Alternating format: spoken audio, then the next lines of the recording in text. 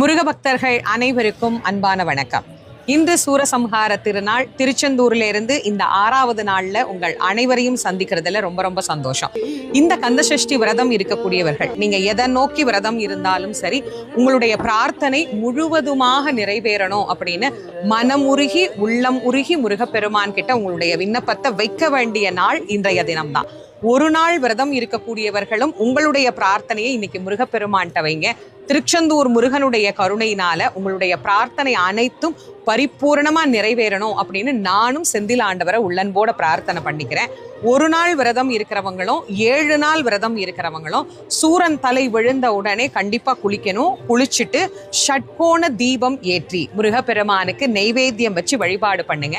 அதே மாதிரி அந்த நெய்வேத்தியத்தை சாப்பிட்டுட்டு தான் நாம விரதத்தை பூர்த்தி பண்ணணும். 7 நாள் விரதம் இருக்கிறவங்க கூட இன்னைக்கு சுவாமிக்கு நெய்வேத்தியம் பண்ணிட்டு அதை பிரசாதமாக நாம எடுத்துக்கொள்ளலாம்.